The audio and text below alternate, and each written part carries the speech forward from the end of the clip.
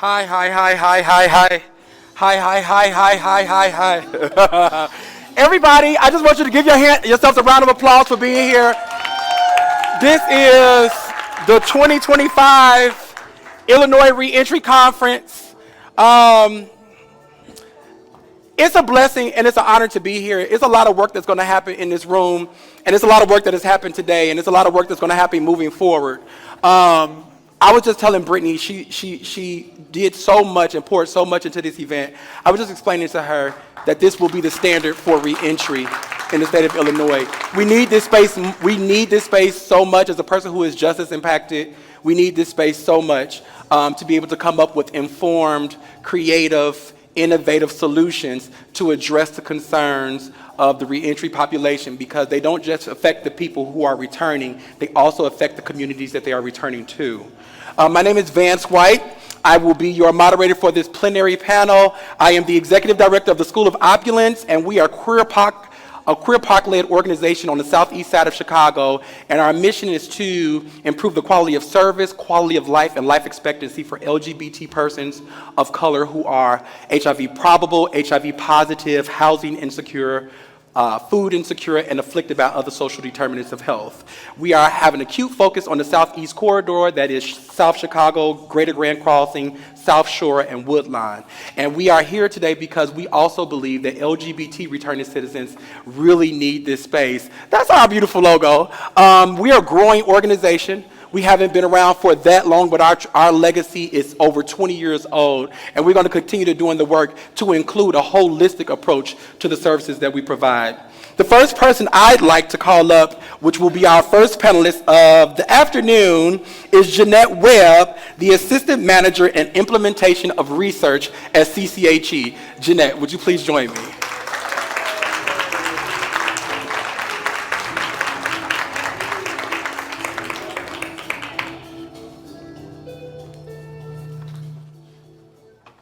Jeannette is going to introduce herself before she takes the seat on the stage. Jeannette, if you'd like to say anything just about who you are, what you do, I'll let you introduce yourself. Thank you. Testing. All right. Good afternoon, everyone. Okay, I know it's after 2 something, and everybody's like, ooh, that lunch is getting on you. The cookies are fruit. Let's try it again. Good afternoon. Good afternoon. There we go. We have to address the issues of reentry and substance use and mental health and everything with that same energy and fervor. Don't give up the fight. Don't give up the networking. Don't give up the determination to try to come up with something creative and innovative. And don't always feel like you have to be the only one to create something, because there's somebody else that is already doing something, and collaboration is a powerful tool. If you look at the landscape, that's all I'm going to say. Collaboration is happening one way or another. So we need to be a part of our own collaboration to get and keep things going. I am Jeannette Webb from University of Chicago. Thank you. And that is CCHE, the Chicago Center for HIV Elimination. They do amazing work. And thank you, Jeannette, for joining us. The next person, as I am waiting for the golden time of day, is Marlon Chamberlain, founder and executive director of the Illinois Coalition to End Permanent Punishments. Marlon, if you would just please introduce yourself how you'd like to. Absolutely. Is this working? Can y'all hear me? So I would describe our work. I heard my colleague earlier today, Paul Rothschild, describe our work in this way. He talked about how a lot of direct service agencies are pulling babies out of the water. And the way he described our work is we're going up the stream to figure out why are so many babies in the water to address the root causes. And so I am the founder and executive director of the Illinois Coalition to End Permanent Punishments, where we aim to eliminate permanent punishments, formerly collateral consequences, but we decided to call them permanent punishments because collateral suggests that these laws were accidental. And what we've learned is that they were not. They were intentionally drafted to target people with arrest and conviction records. And so the goal for us is grassroots organizing and really developing leaders to have a seat at the table to address and eliminate these barriers. Thank you. Thank you so much, Marlon. So this person is growing she's just like growing in my heart, in my space. She's Dr. Littrice. I just knew I couldn't do this panel without her. Dr. Littrice, could you come on up, please?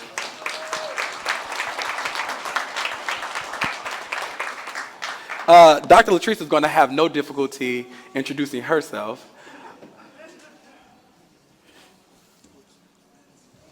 Good afternoon. My name is Dr. LaShawn Littrice. I am the founder and president of Make Noise for Change. I'm also a community psychologist as well as a social justice advocate.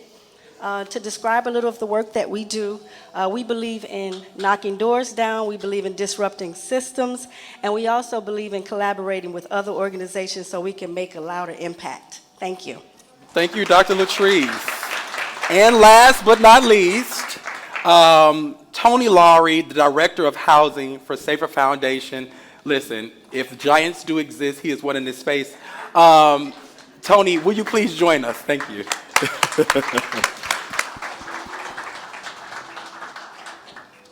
Thank you. And again, honored to be here, honored to see all the people here supporting the initiative. I'm Tony Lowery, Safer Foundation. I've been doing this work for a long time. But the battle is still fresh. The work still needs to be done. The people who are returning are fighting for their lives. The only way that we can rebuild our communities is to get our men and women who've been dispatched back into the communities to rebuild families, so as a people we can move forward. So again, I was director of policy and advocacy for about 10 or 12 years. And when I first saw Marlon, I just saw the energy, the light, the fire that was coming off of him.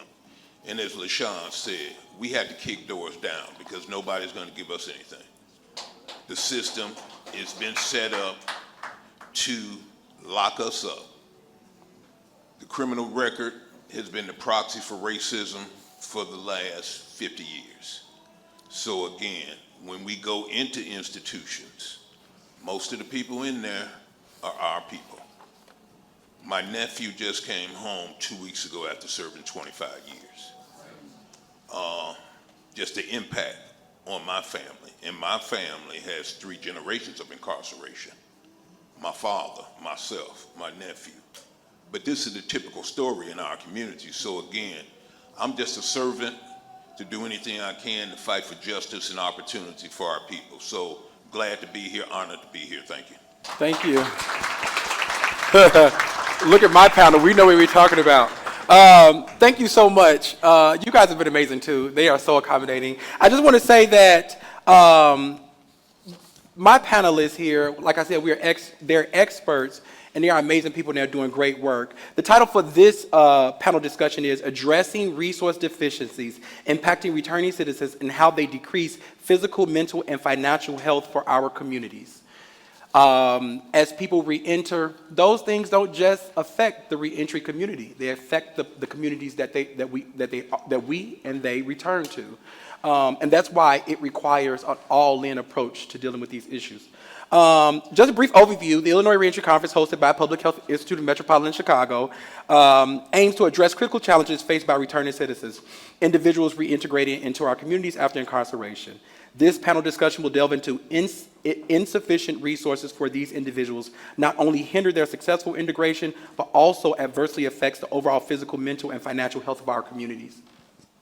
So the first thing that we'll do, we'll just kind of like talk about some just objectives. What my panelists, I would like for us to do is we want to identify health resource deficiencies, examine community health impact, propose health solutions. Those are 3 of the objectives that we'd like to do.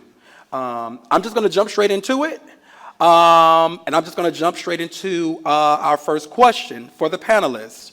What are the most critical resource deficiencies currently faced by returning citizens, and how do these gaps manifest in their day-to-day lives? Oh yeah, it's just brimming with excitement. I'll start it off. One of the things that is deficient is consistency in services, because it is a treacherous slope to have an agency and to be connected with it and 1 minute the staff is there and then that staff is gone and then you have to repeat yourself all over again. That's traumatic to a person if they have to repeat their story over and over again and if they're not being handled well. And then also the whole system for returning back. Housing is so difficult.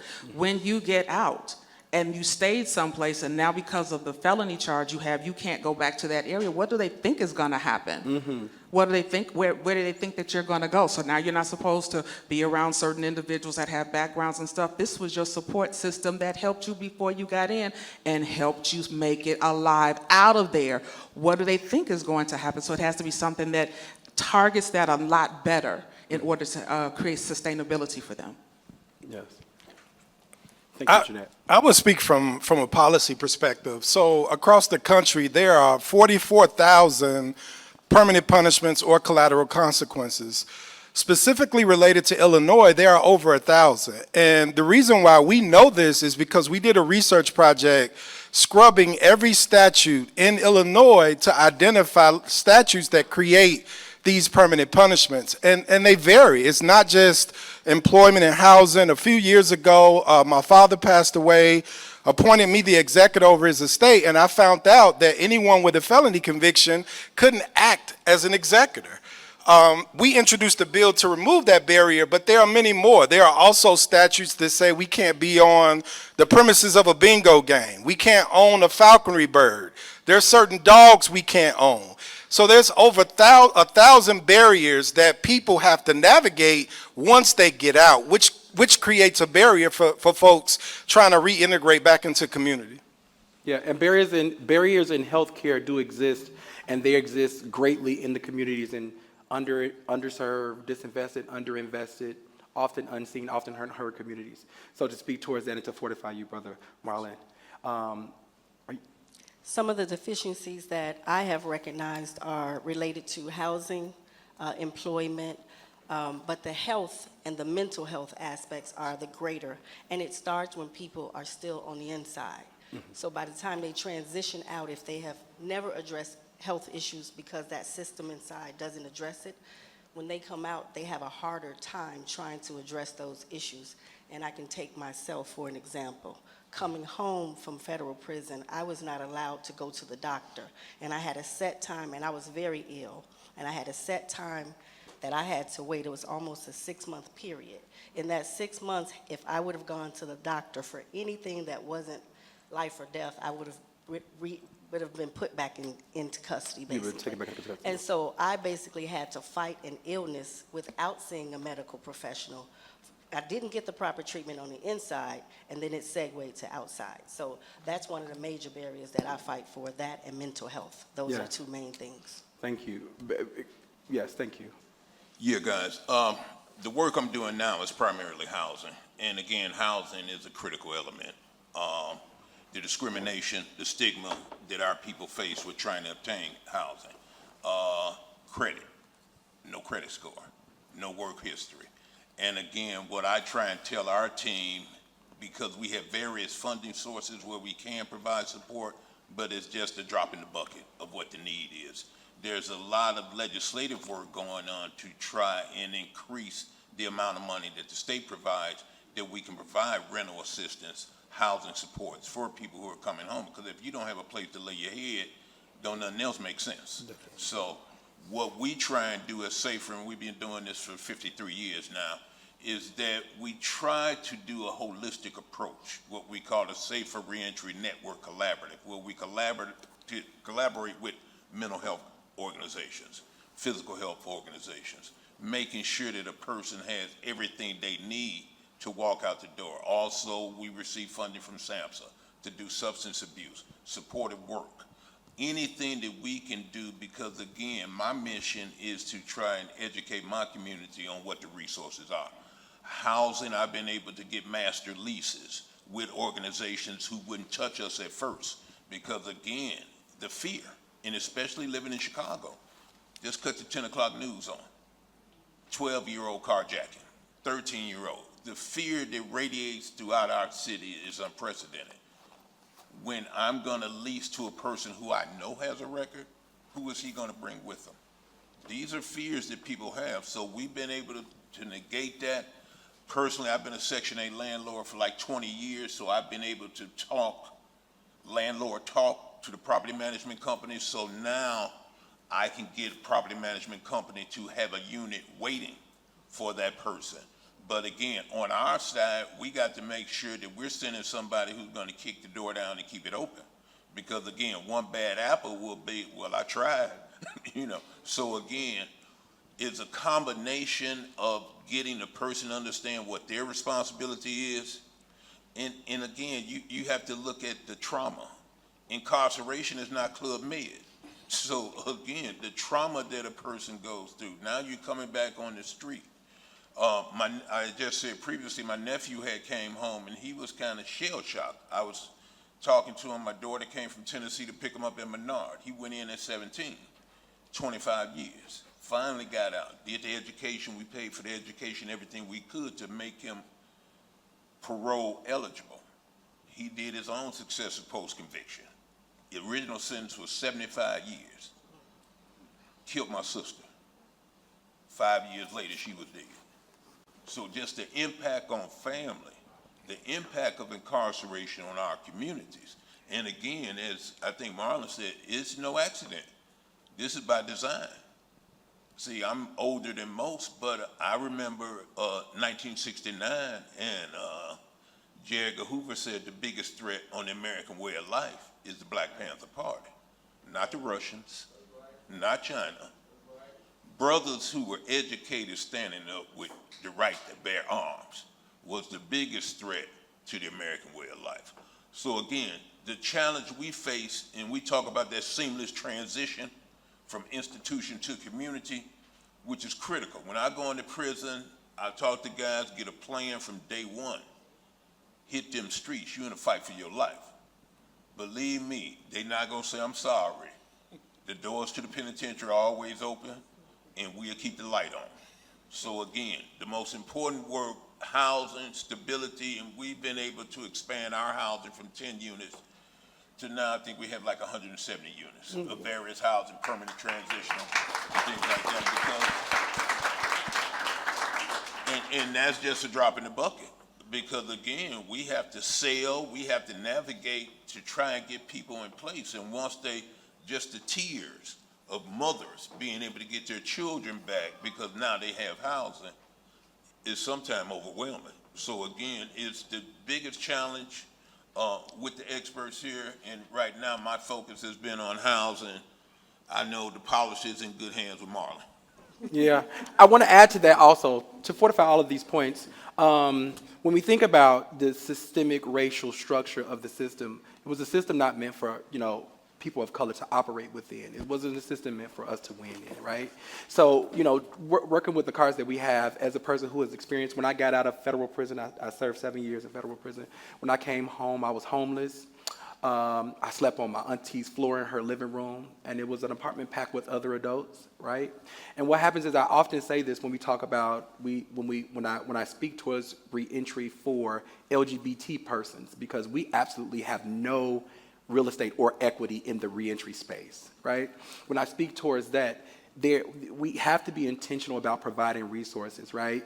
Because each issue leads and has an effect on other overall issues of our community. So thank you guys for those perspectives. I'd like to explore how these deficiencies contribute to broader societal issues, right? Including increased rates of recidivism, poverty, and health disparities. So not particularly from the perspective of the returning citizen, but how do these disparities affect the communities that they return to? I can tell you, returning citizens without equitable access to quality health care, it automatically heightens the risk of HIV transmission for LGBT returning citizens. Sex work is a real thing. Coming out of prison, when you are not stable and when your life needs are not secure, sex work is one of the first options for my community, right? And because of that, it puts everybody at risk. Sex is so fluid these days, right? So it puts everyone at risk. This is a subject that we all need to put our hands in to make sure that we're doing what we can to solve at every different level. We need from the government down to grassroots. So just to prime that for you guys. I think one of the things is, I put in air quotes, abuse of the use of the system in order to survive is one of the disparities, or one of the things that can kind of clog up the system, if you will. I think about individuals who at Cook County Jail who will yell out in a minute, "I need a psych eval." And they're doing that not necessarily because they may have some mental health challenge, but they see that as a way to get somebody to pay attention to them and to get somebody to listen to them. Hunger strike. Or a hunger strike or something like that. So now something is being added into their chart that's going to be presented to a judge that says, now you have whatever diagnosis, because they have faked that role in order to be heard and seen and protected while in the jail. And now when they get out, they have to navigate all past everything that they built up to protect themselves in there in order to be able to try to survive on the outside. And I think if there was a better system that protected them or gave them a voice, that they did not have to abuse the system to be heard, that they could get that kind of service to make it easy to transition to the outside. Absolutely. I would say as well, I think if we use Chicago as an example, there are about maybe 8 to 10 communities that the majority of folks coming out of IDOC return to. And these are also communities that historically have lacked investment. And so folks come home, they go back to these communities where there's a scarcity of resources, which almost in a way forces you to go back to what you know. I just thinking about myself, I've been incarcerated 4 times, and not once did anybody ask me why. Like, why do you keep going back to hustling? And I think when folks come out, folks have good intentions on doing right, but then reality sets in. And then those old friends from the neighborhood who never stopped are like, hey, I got an opportunity for you. You can do it one time and stop. But then folks begin to look and say, hey, you know what? Like, I would rather try this to feed my family than continue being rejected and told no.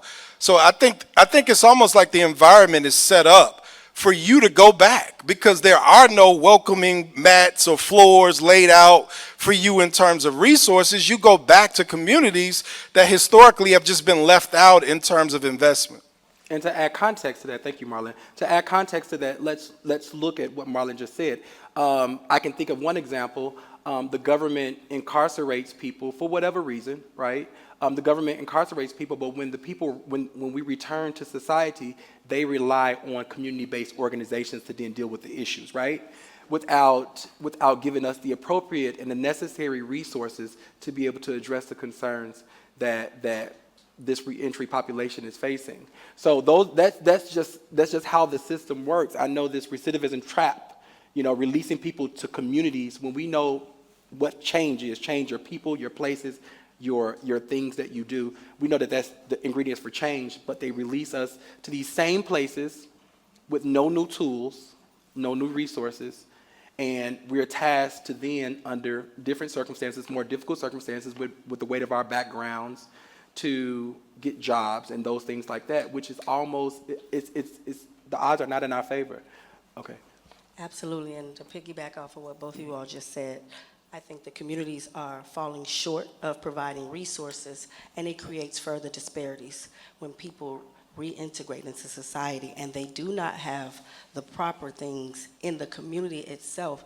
Then that community is not going to actually, that community is not going to revive itself. It's actually going to go the other direction. And I like to use the example of family structures.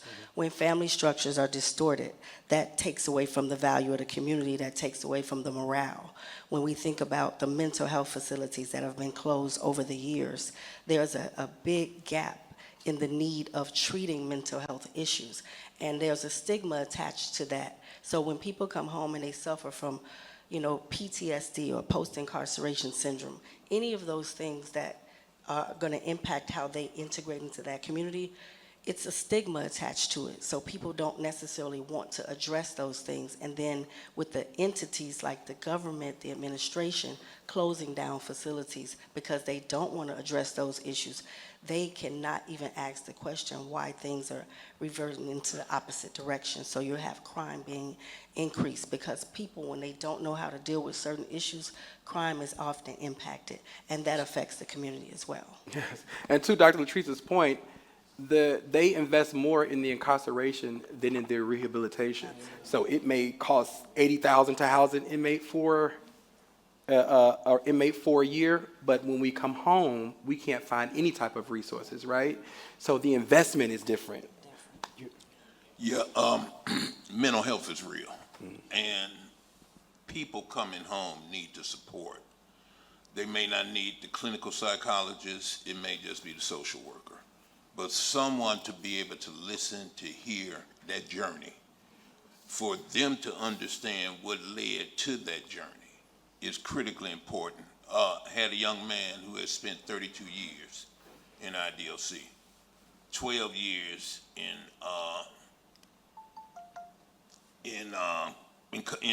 solitary.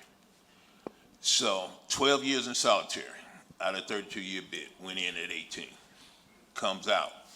So at that time, we had gotten dollars to be able to pay rental assistance. He was staying in a house, and so when I first talked to him and he told me his story, I'm like, okay, hold it, wait, yeah. Go get an appointment with a therapist, okay? When you get the appointment confirmed, come back to me and I'll give you these gift cards, okay? So he did. But he was a young man, we put him in the community, and most people who are incarcerated are coming from poverty, okay?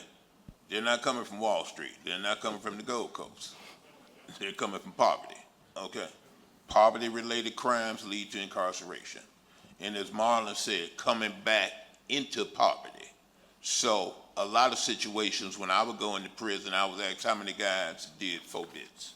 How many 5, 6, 7, 8? I had a guy who did 9 bids, never completed parole. I was able to work with him, get him some housing. He had 4 children, so he was able to stand up and be a father again. But mental health support is critical. I'm glad the mayor is trying to open up some of the centers, but if you're working with anybody who's returning from prison, just talk about that. Just kind of plant the seed as far as what the need is. And that's critically important because, again, if mental health is not right, the job is not going to work. It's going to be an episode at the housing. It's going to be a situation that will potentially lead to that person going back into custody. So again, if providers, anything that we're doing and we're in communication with people who are recently released, just have a conversation about mental health. How do they feel about it? You don't have to thrust it on them because, as LaShawn said, just with our men, the stigma is real. You know, why you think something wrong with me? Just try and get them to get that support, the holistic support that they need to stay free. Yeah. Thank you guys for that. And I know that we are supposed to stop at 3:15, but we can't fix the entire system in 40 minutes, right? I'm sure that we could if we worked together and we collaborated, because collaborating is important. No, but I do want to say, so I want to ask one last question, and then we're going to open it up for a Q&A, correct, Brittany? We're going to... Okay, so I'm going to ask one... Okay. Okay. So I'll ask a couple questions, but really fast questions, if we can just kind of like respond 30 seconds, because we're all long-winded. I'll talk forever. Jeannette, would you please tell us what J-Rise is and how J-Rise is attributing to helping to address the concerns for returning citizens from the work you're doing at CCHE? Thank you. 30 seconds. J-Rise, this is a status-neutral study that is looking to provide economic support and also medication and medical support for those who have been impacted by the criminal justice system. It is using an approach of a health navigator, an employment navigator, and an employment outreach specialist in order to navigate the waters to find places of employment and have a partner to help them navigate the waters of health journey, goals, connecting with a doctor, getting the documents, and then also what it takes to re-enter in terms of employment needs. And this is a 5-year study that is being done at UChicago with the Chicago Center for HIV Elimination. Thank you. And I'm a proud CAB member. So thank you guys for that at CCHE. We need that. Marlon, in 30 seconds, I have to say that again. In 30 seconds, can you tell us some examples of some successful initiatives in our communities that you see from other organizations that are doing reentry work that we need to invest in, amplify, collaborate with to enforce them and sustain them? Yeah, the organization I would use is Homeboy Industries out of California. Not only do they do direct service, but they also do some entrepreneurship work where they teach people how to start their own businesses, and they also do advocacy work. So that's an organization that I would name that we could definitely learn from. Okay, thank you. So that means that anybody, the note takers, that organization, and we need to put that out there again somehow. We'll figure that out in 30 seconds. Dr. Littrice, as a psychologist, what psychological impacts do you observe in returning citizens who lack sufficient support systems, and how can we address these challenges? The psychological impacts that I've noticed and that I've experienced are PTSD, post-incarceration syndrome, family integration, trying to navigate back into the family structure. Oftentimes, we find ourselves explaining to people that it's okay to talk to someone about how they're feeling, but the good thing that I like is I've always run into people who say, I need someone to talk to. Mm-hmm. And we don't make anybody feel bad. We just let them know that it's better to talk about how you're feeling because your adjustment is not going to be the same as the next person. So we understand that and we just work with them. Okay, thank you. And the OG, Mr. Lowery. You can take as much time as you like. So my question to you is, what collaborative strategies involving community organizations, government, and health institutions could effectively bridge the resource gaps for returning citizens? The biggest need is money from federal affairs. Now we don't know about that, but state government, legislatively, the work that Marlon and them are doing in Springfield to justify the need or demonstrate the need, not justify, because we are human beings. Rehabilitation is not a made-up word. Testimony I gave in Washington, I had to challenge Congress people. So you mean that I'm never supposed to work again? I'm not supposed to have anything ever? Come on, something's wrong with that picture. So again, same thing in Springfield. When you look at the 103 counties in the state of Illinois, most of those counties are in the middle southern Illinois. Most of the people in the state legislature are former prosecutors. So tough on crime. Not smart on crime, tough on it. Tough as I can. The easiest crime to be tough on is people who are on the registry. You can't go here, you can't live here, you can't do that. So again, what we do, I've identified people who are on the registry who needed rental assistance. Here, I got you. Let me hit you with 3 months. To make sure that people have an even chance to live a life. But the policies, as Marlon said, are already documented or put in place to restrict, to discriminate. So again, hopefully everybody has a voter registration card, look up your state rep, give them a call, ask them, what are they doing to help people returning from prison? See. If if most of you are in one district and they get more than 10 calls, one rep, they found out I ain't doing nothing. So again, call your state rep and tell them to make a difference. Thank you. Okay. It looks like the room is bubbling with questions. Yes. Okay. Okay. Is there any questions in the audience? Virtual questions we will take also. Oh, we answered everybody's questions. Okay. Okay, ma'am. She's coming with a microphone. How do we? Can you all hear me back there? Brittany. And how are you all this evening? This evening.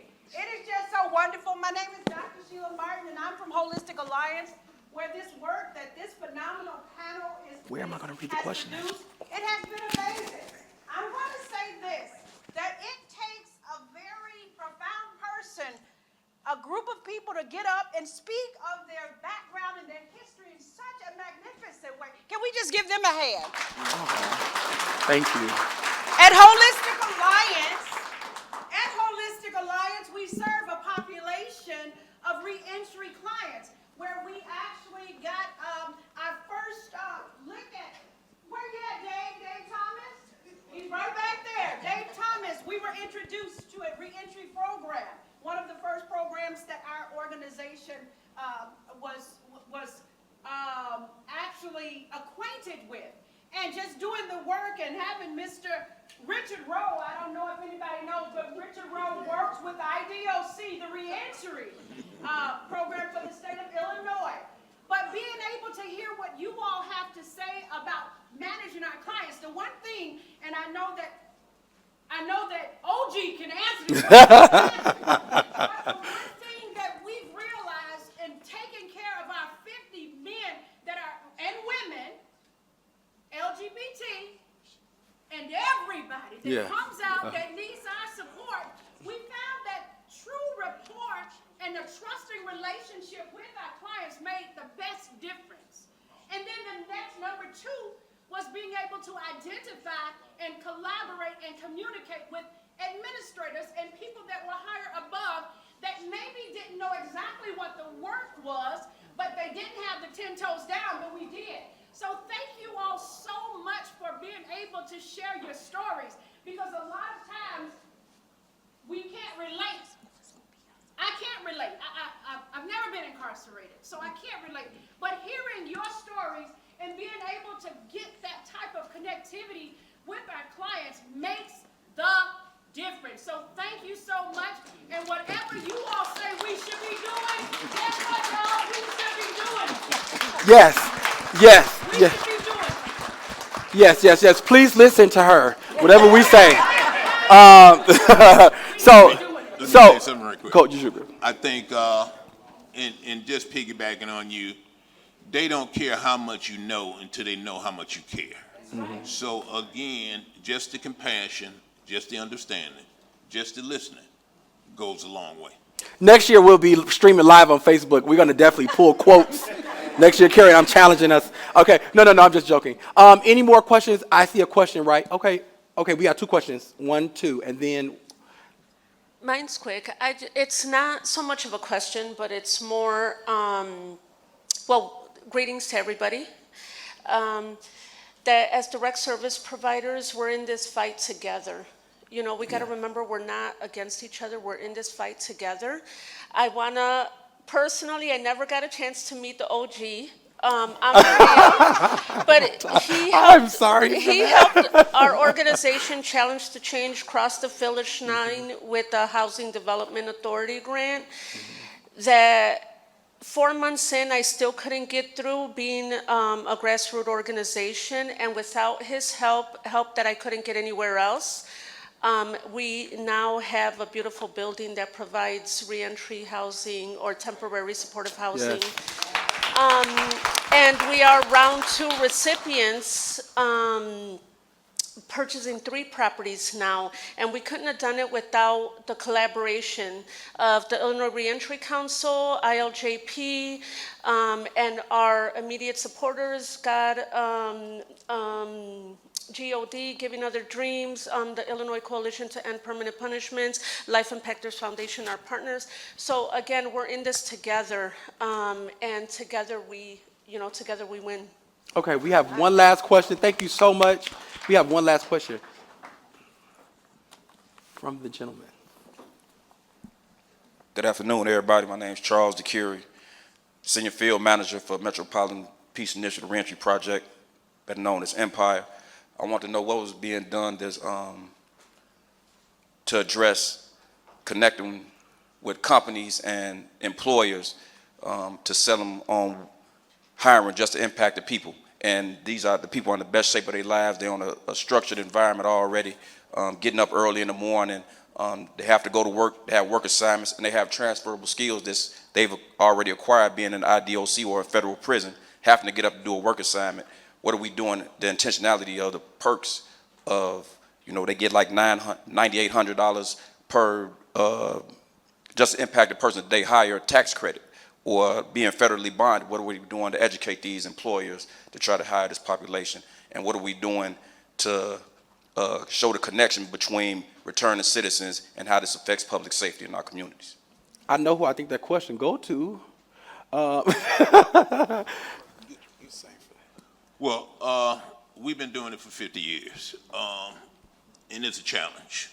But again, like my nephew just came home 25 years. Okay, now he's in our solar training program to get the solar jobs, manufacturing, healthcare. I think I'm pretty sure Marlon, when we pushed for the increase in healthcare waivers, but also a big part of the legislation that year was the ceiling expansion, but also people who were in health-related fields who had a conviction could get reinstated. See, so again, whatever, if it's healthcare, if it's construction, manufacturing, or whatever, and I usually give everybody my personal cell number, I'm always available. So again, if you got people who want to work, have them call me so I can send our people their name to make sure that they don't fall through the cracks. Because again, my commitment is my commitment. We have people on the team who may not have my commitment. That's why I make sure that if I'm handing somebody off, I'm following up and they know I'm gonna chase them. So again, just to make sure that the work, because again, we got people fighting for their lives, man. This ain't no joke. I just thank God that I had the opportunity, I had the education. My last lockup, the lady asked, she said, what's your highest level of education? I said, college degree. She said, what are you doing here? I had never thought about that, because I'm just on a mission. I'm gone. But luckily, even with that, I had challenges. When I lost the job, I directed the drug program at Chicago Housing Authority. 75 employees under me. Lost that job. I had to take a job at $40,000 less. See, so again, the challenges that our people face, we don't want to be insurmountable. But again, I'll give you my number. If you got people who you committed, ready to work, I can put them in the pipeline and we'll see where it goes. Because again, I know they fighting for their lives. Yeah. Right. Hey, And I got you. identify with you on that. So as we're coming to the end of this, thank you. Can we give a round of applause to my panel? Thank you. Thank you guys so much. And can we give a louder round of applause to me? No, I'm just joking. No, I'm just joking. No, I'm just joking. No, so I just want to say two things. I want to say two things as we end. The first thing is I want to say is people of color are not the reentry population. We are just the largest part of it, right? I want to say that when you solve for the black people, you solve for everybody. We say that all the time in HIV care and prevention. If you solve for black, you solve for everybody, right? I want to say also with that we are tasked as black people. We have to start from our families, from our communities, we have to start, because we understand the system, we have to start what it looks like to help our people achieve self-rehabilitation, right? That's a real thing. The Supreme Court acknowledged self-rehabilitation, right? Additionally, the last thing I want to say as we close out this panel, Neo said it in the song, I'm a movement by myself, but I'm a movement by myself, but we're a force when we're together, right? And I think I just want to leave on that note. We'll always go, if they say, I don't want to keep saying what other people said, I want to create my own stuff. But they say, if you want to go fast, go alone, but if you want to go far, you go with others. So I just want to say thank you guys, thank you panel. Thank you guys for being here. This is an amazing conference. And with that, can you cue us out? With that, I think that we are on time. Thank you guys so much. One more time. Thank you. Thank you. Thank you. I hope that we did. Thank you. I have to connect with all of y'all. Thank you.